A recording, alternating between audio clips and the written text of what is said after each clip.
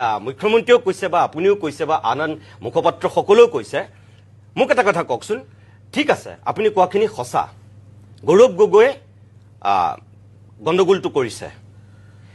গৌৰৱ গগৈক বেজ্জতি কৰিবলৈ গৈ গৌৰৱ গগৈক বদনামী কৰিবলৈ গৈ আপোনালোকে বাৰু আওপকীয়াকৈ নৰেন্দ্ৰ মোদী আৰু অমিত শ্বাহক অতি বেছি বেজ্জতি কৰি পেলালে নেকি যেনে পাকিস্তানৰ ISI যদি এজেণ্ট আমাৰ লোকসভাৰ বিৰোধী উপদলপতিগৰাকী আজিৰ দিনত হৈ আছে পাকিস্তান সাকসেছ ISI সাকসেছ আপোনালোকৰ ইয়াত মোদী অমিত শ্বাহৰ নিচিনা প্ৰধানমন্ত্ৰী আৰু গৃহমন্ত্ৰীগৰাকী ইয়াত কি কৰি আছে তেনেহ'লে ইয়াত শুনক ইয়াত ল আছে ইয়াত IBA নিয়া আছে ইয়াত আৰ্মি আমাৰ তিনিটা ফ'ৰ্চ আছে NSG আছে আটাইতকৈ শক্তিশালী যিগৰাকী প্ৰধানমন্ত্ৰীৰ নিৰাপত্তা উপদেষ্টা অজিত ডোভাল মতে ঘোঁৰা ঘাঁহ কাটি আছে নেকি তাৰ মানে যদি মই সেইটোকে সুধিছো যে দিম মানে মোৰ প্ৰশ্নটো যদি সঁচাকে পাকিস্তানত গৈ গৌৰৱ গগৈয়ে এইখিনি কৰি আছে ISI এজেণ্ট হৈ আছে অজিত ডোভালতে কি ঘোঁৰা ঘাঁহ কাটিছে তেতিয়াহ'লে যদি আমাৰ অসম পুলিচে SITয়ে যদি এইখিনি তথ্য উন্মোচন কৰিছে আমাৰ CBI কি কৰিছে মোদী আৰু অমিত শ্বাহৰ সন্মুখত টেবুলত ঢকিয়াই এই 11 বছৰ যিজন অসম সন্তানে কথা কৈ আছে নৰেন্দ্ৰ মোদী আৰু অমিত শ্বাহে এজন পাকিস্তানৰ এজেণ্টক লোকসভাত এনেকৈ দপদপাই থাকিবলৈ দিছে আৰু তাৰপিছত আপোনালোকে সেইজনক কবিতা লিখিলে এৰেষ্ট কৰে পাকিস্তান জিন্দাবাদ বুলি ক'লে গোটেই সভাক চুচৰাই আনি গৰু পিটন দি জেলত ভৰাই তাৰপিছত এটা পাকিস্তানৰ এজেণ্ট এটাই ইয়াত বুকু ফিন্দাই বিৰোধী দলপতি হৈ আছে লোকসভাত মোদী আৰু অমিত শ্বাহক চকুত হৈ কৈ আছে তাৰপিছত আপোনালোকে কৈ আছে এয়া আপোনালোকে বেজ্জতি কাক কৰিছে মোদীক অমিত শ্বাহক কৰা নাই গৌৰৱ গগৈক বেজ্জতি কৰিবলৈ গৈ দ্বিতীয় আপোনাৰ কথাখিনি মই শুনিলো প্ৰথম এই ঘটনাৰ প্ৰেক্ষাপটটো কেতিয়া 2011 হয় 2011 পৰা 13 লৈকে গোটেইখিনি এই গোটেই কামখিনি হৈছে তেখেতে পাকিস্তানলৈকে যোৱা পত্নীয়ে পাকিস্তানৰ পৰা দৰমহা লোৱা গোটেই কামখিনি যদি চাই এই 2011 পৰা 13 লৈকে কোন চৰকাৰ আছিল 14 লৈকেতো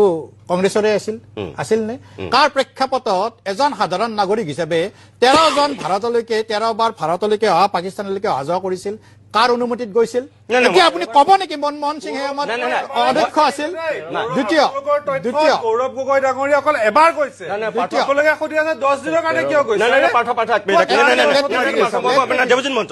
আপুনি ক'লেতো মোৰ উত্তৰটো লওক নহ'লে আপুনিয়ে কৈ থকা যেন বাকীবিলাকে কি কৰি আছে যেতিয়া আপোনাক মই সৰু এটা উদাহৰণ দিওঁ যেতিয়া ৰাজীৱ গান্ধী ডাঙৰীয়াই ঢুকাইছিল তেখেতৰ গোটেই ৰিপৰ্টটো অহালৈকে কিমান বছৰ লাগিছিল জানে 23 বছৰ তাৰে 15 বছৰটো কংগ্ৰেছৰে চৰকাৰ আছিল গতিকে যেতিয়া এটা বিষয় উত্থাপন হয় এই বিষয়টো অসমৰ প্ৰেক্ষাপটত এই কাৰণে উত্থাপন হৈছে তেখেত অসমৰ পৰা প্ৰতিনিধি হিচাপে গৈছে আমি গোটেইখিনি উঠাৰ পিছত এই গোটেই বিষয়টো এতিয়া কেন্দ্ৰলৈকে যাব হোম মিনিষ্টাৰৰ আণ্ডাৰত যাব এতিয়া আপুনি কেতিয়া ক'ব পাৰে জানে যেতিয়া হোম মিনিষ্টাৰৰ আণ্ডাৰত গোটেই বিষয়টো যাব তাৰে পিছত যদি কয় তেতিয়া আপুনি ক'ব পাৰে কোনে ঘোঁৰা ঘাঁহ কাটি কিন্তু আজিয়ে যদি আপুনি কয় আজি আপুনি কিয় ক'ব পাৰিছে জানে এই গোটেইখিনি তথ্য অসম চৰকাৰৰ SITয়ে আজি উদঙাই দিয়াৰ কাৰণে আপুনি ক'ব পাৰিছে ঘোঁৰা ঘাঁহ কাটি কিন্তু বিষয়টো কেতিয়া আমি যেতিয়া সংবাদমেল পাতিলে তাৰ পিছত মুখ্যমন্ত্ৰীয়ে ঘোষণা কৰিলে যে এতিয়া হোম মিনিষ্টাৰলৈকে আমি পঠাইছো কাৰণ দুখন দেশৰ মাজত জড়িত বিষয় আমি যিখিনিলৈকে কৰিব পাৰো কৰিছো বাকীখিনি ৰাষ্ট্ৰই সিদ্ধান্ত ল'ব এতিয়া তাৰে পিছত যদি একো সিদ্ধান্ত নলয় আজিৰ পিছত যদি এবছৰ 2 বছৰ 5 বছৰ পিছত কয় তেতিয়া আপুনি এই শব্দটো ইউজ কৰিব পাৰে ঘোঁৰা ঘাঁহ আজি শব্দটো আপুনি কৰিব নোৱাৰে আজি এই বিষয়টো নাই শুনক আপুনি যিটো কথা কৈছে আপুনি দুটা ভুল কৰিছে আগৰ কংগ্ৰেছ চৰকাৰৰ দিনত আলী টৌকি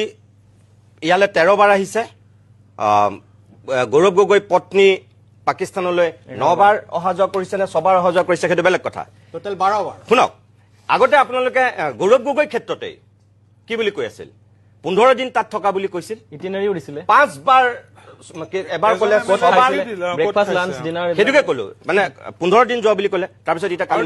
এনেকুৱা ফিলিং দিছিলে যেন গৌৰৱ গগৈ মাহত কিবা দুবাৰ তিনিবাৰ নাই নাই সেইটোকে ক'লো প্ৰথম ফিলিং দিছিলে বিজেপিৰ কেইজনমান মুখপাত্ৰ দেখোন 15 বাৰ যোৱা বুলি কৈছিলে 15 দিনটো তাৰমানে 15 বাৰ কৰি পেলাইছে কোনে কি কৈছে নাই নাই শুনক কি কৈছে সেইটো না মোক এতিয়া আপুনি এইটো কথা কওক আপুনি যে ঘোঁৰা ঘাঁহ কাটা বুলি ক'লে নাই নাই মই শব্দটোত মই কৈ আছো নাই নাই মই প্ৰশ্ন কৰিছো আপোনাক নাই, মই উত্তৰটো দিছো। যে মোদী অমিত শ্বাহ থকাৰ পিছত প্ৰশ্নটো কৰিব যাওঁতে আপুনি শব্দটো ইউজ কৰিছে নাই নাই নাই অমিত শ্বাহ মই এইটোৱে কৈছো যে অজিত ডোভালে তেনেহ'লে ঘোঁৰা ঘাঁহে কাটিব লাগিব আজি দিয়াৰ পিছত যদি 15 বছৰ নাই নকৰে নাই নাই নাই শুনক আৰে মই সেইটোকে ক'লো আপোনাক ইমানখিনি তথ্য প্ৰমাণেৰে SITয়ে প্ৰতিবেদনখন 10 ছেপ্টেম্বৰত মুখ্যমন্ত্ৰীৰ হাতত দিয়াৰ পিছত মুখ্যমন্ত্ৰীয়ে কি কাৰণে গাঁৱৰ তলত লৈ এই 6 মাহ শুই মই থাকিলে 10 ছেকেণ্ডত এটা কথা কওঁ মই যদি আপোনাক এটা প্ৰশ্ন কৰোঁ ধৰি লওক আপুনি নাই আছে মই নাই নাজানো সংবাদ মেলখনত কালি আপুনি আছে ধৰি ললো এজামছনত আপোনাক এই প্ৰতিবেদনটো দিছে যেটো SIT ৰিপৰ্টটো দিছে এতিয়া যদি মই কালি কওঁ আপুনি কৈছিলে কি 10 দিন 10 ছেপ্টেম্বৰৰ পৰা 10 ছেপ্টেম্বৰৰ সন্ধিয়া তেখেতে আপুনি বাইটটো দেখাইছিলে মুখ্যমন্ত্ৰী মহোদয় সন্ধিয়া আছিল তাৰমানে অলমোষ্ট 10 তাৰিখটো পাৰ হ'ল 19 তাৰিখ হ'ল 19 আৰু 10ৰ মাজত যদি আপুনি পাৰ্থক্য আছে 7 দিন ওলাব 6ৰ পৰা 7 দিন ওলাব মই যদি নিজুমণি শইকীয়াক ডাঙৰীয়া কওঁ এইটো ৰিপৰ্ট লওক ইমান পেজৰ আছে আপুনি কালিয়ে দিয়ক পাৰিব আপুনি নোৱাৰো নোৱাৰে সেইটো শুনক তেতিয়াহ'লে সেই একেটা কথা নাই নাই নাই নাই তাৰ কাৰণে শুনক তাৰ কাৰণে এটা কথা আছে তাৰ কাৰণে মই দায়ী নহয় তেখেতে কৈ আছিল নাই নাই শুনক নাই নাই মই প্ৰশ্নটো মোৰ মনত থকা সেইটোকে মই ক'লো যে তেখেতে 10 তাৰিখে ৰাজহুৱাহে কৰিম বুলি কৈছিলে তেওঁ লোম কেতিয়া তেওঁ ল'ম বুলি 10 তাৰিখে কোৱা নাছিল নহয় তেওঁক দিয়া কথা আছিল তাৰ এমাহৰ আগতে তেওঁ কি কাৰণে 10 তাৰিখে ল'লে তাৰ 10 তাৰিখে তেওঁ ৰাজহুৱাহে কৰাৰ কথা আছিল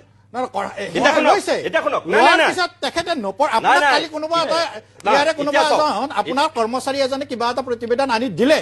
আপুনি তেখেতৰ ওপৰত ভিত্তি কৰি গোটেইখিনি কথা কৈ দিব নেকি বাৰু নকৰিলে সমাজত ৰাজহুৱা বাৰু নকৰিলে কিন্তু ইমান চেনচিটিভ ইনফৰমেশ্যন এটা ভাৰতবৰ্ষৰ কেন্দ্ৰীয় চৰকাৰৰ আজিৰ এই পেনেলটোই এইটো ক্ষেত্ৰত সমত হয়নে নহয় যদি 10 তাৰিখে কৰিলে হয় 10 তাৰিখে যদি তেখেত ৰাষ্ট্ৰদ্ৰোহী হয় আজি ৰাষ্ট্ৰদ্ৰোহী নহয় নাই নাই দেৱজিৎ মহন্ত মোক আপুনি প্ৰশ্নটো কৰিবলৈ দিয়ে না কমপ্লিটকে মই আপোনাক কৈ আছো যে ঠিক আছে মুখ্যমন্ত্ৰীয়ে পঢ়ি পেলাই গোটেই এতিয়া এই 6 মাহৰ পিছত ৰাজহুৱা কৰিছে কিন্তু সেই মুখ্যমন্ত্ৰীয়ে কি বুলি কৈ থৈছিল যে মই ছেপ্টেম্বৰৰ ভিতৰতে কৰিব লাগিব এই কাৰণে কৰিম এই কাৰণে যে পিছলৈ যদি মই লৈ যাওঁ জানুৱাৰীৰ পিছলৈ যদি লৈ যাওঁ ডিচেম্বৰৰ পিছলৈ যদি লৈ যাওঁ এইটো কথাটো আনকি নৱেম্বৰতো কৈছিলে শুনক তেতিয়া কৈছিলে যে নিৰ্বাচনৰ ঘটনাটো অহা নাছিল দুৰ্ভাগ্য ঘটনাটো জুবিন গাৰ্গৰ আহিছিল জানো জুবিন গাৰ্গ 19 ছেপ্টেম্বৰ আপুনি কৈ আছে কি মই ডিচেম্বৰৰ আগতে কৰিব লাগিব নহলে ইলেকশ্যন কেন্দ্ৰিক কৰা বুলি ক'ব সেইটোকে তেওঁ নৱেম্বৰ আপুনি ক'ব খুজিছিল কৈছো এতিয়া শুনক তেওঁটো নকৰো বুলি কৈ এতিয়া ইলেকশ্যনৰ আগতে কৰিলে 19 ছেপ্টেম্বৰত যেতিয়া ঘটনাটো হ'ল তাৰে পিছত পৰিৱেশ আছিল নেকি নহয় মই নাছিল মই আপোনাক সেইটোকে ক'লো মোক কথাটো আপুনি শুনি লওকচোন আপুনি কিয় মোক কথাটো সম্পূৰ্ণ কিয় বোলে কিয় দিয়া নাই মই কৈ আছো নাছিল মোৰ কথা হ'ল এতিয়াও দৰকাৰ নাছিল তেওঁ যিহেতু ইমান সেনচিটিভ ইস্যু এটা তেওঁ তাত দাখিল হৈছিল তেওঁ যিহেতু গম পাইছিল SIT বিষয়াসকলে তেওঁ কৈছিল কাৰণ তেওঁ 10 তাৰিখে নিজে 10 তাৰিখৰ আগৰ পৰা কৈ আছে নহয় তেওঁটো কৈ আছে গোটেই ৰাষ্ট্ৰৰ প্ৰতিৰক্ষাৰ লগত জড়িত সাৰ্বভৌমত্বৰ লগত জড়িত তেওঁ ISI এজেণ্ট তেওঁ পাকিস্তানৰ এজেণ্ট হৈ পিয়ৰলি এজেণ্ট ডাইৰেক্টলি এজেণ্ট ইয়াত এজেণ্ট হিচাপে কাম কৰি আছে কৈ আছিল গতিকে মোৰ সেই এজেণ্টজনৰ বিৰুদ্ধে কেন্দ্ৰীয় চৰকাৰক সেই প্ৰতিবেদনখন মনে মনে দি তদন্ত কৰি ইমান দিনে গৌৰৱ গগৈক চুচৰাই নি জেলত কিয় সোমোৱাই নথলে এই সংবাদ মেল পাতি ৰাজহুৱা কৰিবলৈ কিয় থাকিল SIT প্ৰতিবেদন কালি সংবাদ মেলখনৰ এটা কথা আপুনি কোট কৰা নাই সংবাদ মেলখনত ক্লিয়াৰলি এইটো কথা কোৱা হৈছিল ৰাজ্যৰ জুৰিডিকেশ্যন কিমান আমি 2 বছৰলৈকে আমি ডাটা বিচাৰিব পাৰো এটা কথা মই সুধিব লাগিব নহয় দেৱজিৎ মহন্ত জুৰিডিকেশ্যন কিমান কি মুখ্যমন্ত্ৰী হিমন্ত বিশ্ব শৰ্মাতকৈ কোনোবাই অসমত বেছি ভালকে জানে না না মই এইটো কোৱা নাই মই কৈছো যদি জানিছিলে তেওঁ ইমান 1% আপুনি ঘোঁৰা ঘাঁহ কাটা শব্দটো যিটো কৈছে ঘোঁৰা ঘাঁহ কাটা শব্দটো যিটো কৈছে ডাঙৰীয়াই চিঞৰি ক'লে এই SIT জুৰিছডিকশ্যন নাই তেতিয়া কি কৰিলে আপোনালোকে SIT ৰিপুন বৰা ডাঙৰীয়াক মাতি নি পেলাই ৰাজনীতিকৰণ কৰিলে আপোনালোকে burden of proof lies with the plaintiff মই কথা কৈছো আপোনালোকৰ প্ৰমাণ মুখ্যমন্ত্ৰীয়ে দেখোন চিয়ৰ কিবা ফটোখন ক'ত বন্দুক লৈ থকা গৌৰৱ গগৈ ক'ত আছে ফটোখন ক'ত আছে আজি এই যে আলি আপোনাৰ তকিছে দেৱজিৎ মহন্তসকলক কাল্পনিক কাহিনী মুখ্যমন্ত্ৰী আজিকালি কাহিনী লিখা আৰম্ভ কৰিছে আপোনালোকৰ কাল্পনিক কাহিনী গুড স্ক্ৰিপ্ট ৰাইটাৰ কিন্তু মানে আপুনি এইটো ছাপোৰ্ট কৰে আপুনি এইটো ছাপোৰ্ট কৰে একমাত্ৰ মই এটা 10 ছেকেণ্ড দিছো আলি তকিক শ্বেইখ যিজন সদায় ভাৰত বিৰোধী ষ্টেণ্ড আছে সেইজন মানুহৰ লগত আমাৰ কাবাৰ সম্পৰ্ক থাকিব আপুনি সহজভাৱে লয় তেখেতে মোক সুধিছে মই নলওঁ আৰু সেই নলওঁ কাৰণে মই কৈ আছো যে গৌৰৱ গগৈক এই 6 মাহ মুকলি আকাশত প্ৰতিবেদনখন পোৱাৰ পিছতো কিয় ঘূৰি থাকিবলৈ দিছে কুৱেশ্যন আপোনালোকে কৰি আছে কি এই 10 ছেপ্টেম্বৰৰ পৰা এইটো নাই এতিয়া আপোনালোকে কওক সেইদিনা গৌৰৱ গগৈ কিয় ধৰা নাই আৰে দেৱজিৎ মহন্ত ডাঙৰ মই আপোনাক বাৰে বাৰে সুধি আছো কবিতা লিখিলে জেলত পঠিয়াইছে পাকিস্তান জিন্দাবাদ বুলি ক'লে চুচুৰাই লৈ গৰু পিতন দিছে তাৰপিছত এই পাকিস্তানৰ এজেণ্টটোক আপোনালোকে অসমত আহি থাকিবলৈ দিয়া নিৰ্বাচনৰ মুখ্যমন্ত্ৰী প্ৰাৰ্থী কৰিবলৈ সুযোগ কিয় দিছে যেতিয়া ৰাষ্ট্ৰ দখল হ'ব তেতিয়া মই সেইকাৰণে কৈছিলো এখানে জুৰিডিকেশ্যন বুলি কওঁতে এটা বেলেগকে কোট কৰিলে মই কৈছিলো কি সেই সময়ত যাওঁতে তেখেতে টেলিফোনৰ লগত যাক বাৰ্তালাপ কৰিছিল সেইখিনি যদি আনিব লগা হয় সেইখিনি অসমে আনিব নোৱাৰে সেইখিনি আনিব লাগিব কেন্দ্ৰীয় চৰকাৰে আৰু সেইকাৰণে বিষয়টো ডক্টৰ দেৱজিৎ মহন্ত মই আপোনাক বহু দিনৰ পৰা জানো মই এনে আপোনাক ব্যক্তিগতভাৱে সুধিছো দেই ব্যক্তিগতভাৱে আপুনি বিজেপিৰ মুখপাত্ৰ হিচাপে নহয় সোধা